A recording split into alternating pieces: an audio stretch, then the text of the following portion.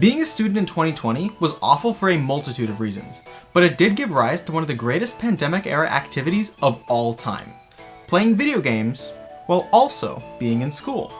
It wasn't the greatest thing for your education, but it sure did pass the time. In the early months of online school, at least from my experience, nobody knew what they were doing. It was strange to open a section of your house, apartment, room, or wherever you were to the online world of whoever was in your Zoom room. So the last part of my senior year of high school was dominated by people, teachers included, attempting to dodge the awkwardness of digital communication by asking students to keep their cameras off and their microphones muted. I don't recall having to be on Zoom super often. In all honesty, I basically remember the school year all but ending in March, but whenever I was logged in, I was never fully paying attention. The joy of cameras off Zoom school was that you could be doing literally anything in the background. My parents had encouraged me to pay attention and do the classwork even if it wasn't going to be graded, and I did that for about 2 weeks or so before the inevitable high school senioritis set in and I couldn't be bothered to do much more than partially show up. During this time period, Animal Crossing New Horizons was what I spent my class time playing. It was newly released, fairly chill, and easy to grind for hours on end. It was nice to always have something to do, whether it be tasks for in-game tickets, general island cleanup, or other daily routine stuff. Once my freshman year of college started and I was officially learning on my parents' tuition money,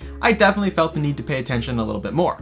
Despite that, I am a gamer at heart, and gamers have got to game. Clearly, I no longer had the ability to play a typical game during class. For one, I generally had to have my camera on, and two, I actually needed to learn stuff. In order to get my gaming fix in, I turned to idle games. An idle game can be loosely defined in my mind as any game that makes progress on its own after a little bit of player input.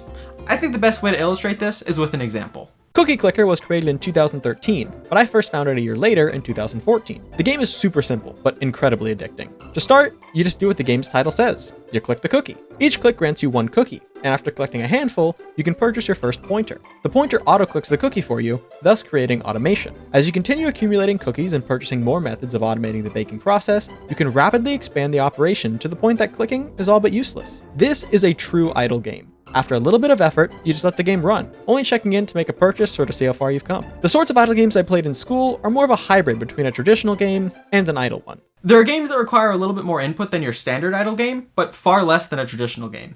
Again, I think an example is the best thing to use here. One of my favorite games to play during my freshman year of college, which continued through the rest of my college career, was Bloons Tower Defense 6. BTD 6 is a very simple game that quickly turns into an idle game after the first handful of rounds. In case you've been living under a rock and have never searched for unblocked cool math games, the Bloons Tower Defense series tells the time-honored story of monkeys fighting off the invading army of balloons. Thankfully, the balloons, henceforth known as balloons, only travel along predetermined paths. The monkeys are able to set themselves up along the path to pop the balloons before they get to whatever they're trying to get to. In the early rounds, you've got to manage your economy by buying, upgrading, and selling monkey towers. But as the game progresses and the round count increases, it's easier to leave the game going for a bit while you collect money to do more expensive troop upgrades. Because of this gameplay loop, it's easy to start around at the beginning of class and let it run throughout the entire hour-long session. If things get too busy in class, you can let the game run on its own for a bit. Worst comes to worst, you lose on a lower round than you might have normally lost on, but that's not a big deal. In between slides, or whenever someone was asking the professor a question, I'd glance over at my second monitor to see what the monkeys and balloons were up to. The point of playing balloons wasn't to make crazy progress or to full focus the game. It was just to have something else going on during my class time. In that regard, I think Bloons was a super successful little game to have running on the side. Every day there was a new daily challenge that I always did, and after completing that, I went on to play whichever map seemed interesting. My most prominent memory of BTD6 in school actually comes from the time when I was back in person for my classes. I remember being in the back of my geology class, which many people found superfluous and stopped coming to a few weeks in, doing my daily challenge while also taking notes about the rock cycle. Having free access to a laptop during school was new to me, since throughout high school I was always told that electronics had no place in the classroom. I guess they had a point, since I wasn't using mine for educational things. Throughout my 4 years of college, I collectively clocked in 206 hours of Bloons playtime, most of which was done during pandemic-era college classes. I passed all those classes, by the way. During my sophomore year, I found another game that was perfectly suited for class time entertainment. It was a little bit more involved than the other game, but still in a very casual way. Super Auto Pets is an auto-battler strategy game where you assemble a team of up to 5 animal species with unique abilities and varying levels of synergy. Using your allowance given after each round, your goal is to assemble the best team possible to battle against other players' teams online. The best thing about this, though, was that the teams were desynced from the actual players. Asynchronous play means you can take as long as you want between turns, which makes it perfect for strategizing or for getting distracted with note-taking in between battles. At first, the game requires a fair bit of attention. Like all strategy-based games, there's a pretty steep learning curve to understanding the objective of the game and the best ways to pathfind towards it. Learning the intricacies of the different pets and how to synergize them together was basically school in and of itself, but once I got to that point, it was fun to play the game on the side. Super Auto Pets was made popular primarily by Ludwig and Northern Lion, two streamers who featured the game prominently throughout 2022. If learning the strategy through trial and error wasn't your thing, you could always tune into their streams or videos in order to see what the newest team builds were. This game wasn't one I played once we made it back to in-person school, mostly because it did require significant attention. In my mind, Super Auto Pets was best integrated into class by having it be the thing you glanced over at when you had some downtime. It wasn't like Bloons that was running without your input, but it was ready for you to pick up at any moment. Since it was basically a board game with ample downtime, it was easy to give occasional attention during class.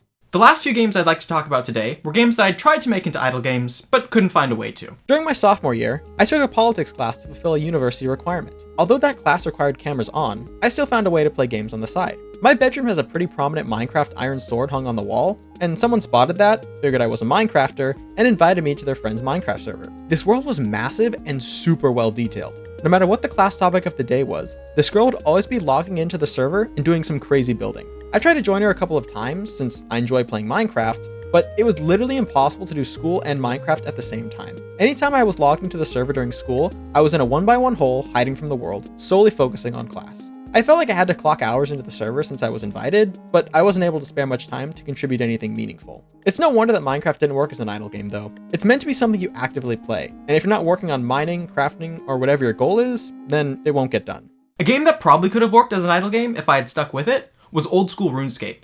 I first started playing OSRS in the summer going into my freshman year of high school, but I stopped playing soon after. There's a lot of content to do in old school RuneScape, and not all of it makes for good idle play. My favorite activities, however, would have been great. Skilling in RuneScape is the simple act of repeating tasks with the sole intention of raising your level of one of your skills. My favorite ones to grind out were woodcutting, fishing, agility, and magic. 3 of those 4 can be done relatively idly. As such, OSRs was shaping up to be a game that would fit nicely alongside a day of school. Here's why it didn't work out. XP waste is a term used within the OSR's community to define an interruption to your skilling rotation that results in an unoptimized leveling session. Playing OSRS while also paying attention to school is XP waste. This doesn't mean anything to someone who isn't a hardcore player, but it's something of a meme among the player base. No matter which of the skills I was pursuing, I wouldn't be doing it in the most optimal way. And I found myself thinking things like, this isn't very efficient, I'll just log in later when I can focus on just this.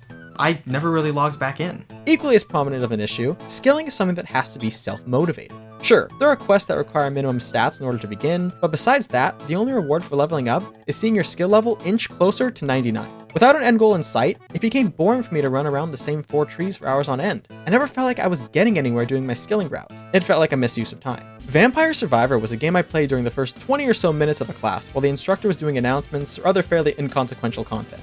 As that game required a bit more attention than the other games I successfully played during class. A round of Vampire Survivor starts with you having basically nothing except your base attack, and you have to kill enemies and collect crystals in order to unlock more items. In order to get a good game going, you have to focus on dodging and picking up crystals for the first few minutes. Eventually, you can become a one-man powerhouse and let the game idle a little bit more, but you'll always have to be strafing and collecting drops. The best part of Vampire Survivors as a semi-idle game is that there is no way to win, because casual players like myself will always die when 30 minutes have passed and the Grim Reaper swoops in.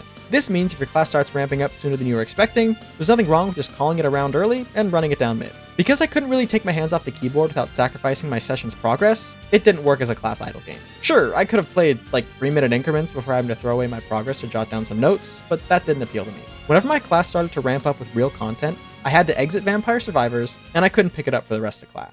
I think the 2 games I did end up playing during my classes were some of the best possible options. They have a perfect balance of depth of gameplay, enjoyability, and ease of play. Being able to glance over, make a few adjustments, then let the game carry itself was really enjoyable. In a time when daily life in school was even more monotonous than it normally is, having a game running on the side was a welcome distraction. Whether it's doodling, counting the ceiling tiles, watching squirrels run around outside, or just spacing out, I think it's fair to say that everyone needs a distraction from their daily grind sometimes. Now that I'm an adult with a full-time job, my days of gaming on the second monitor are long gone.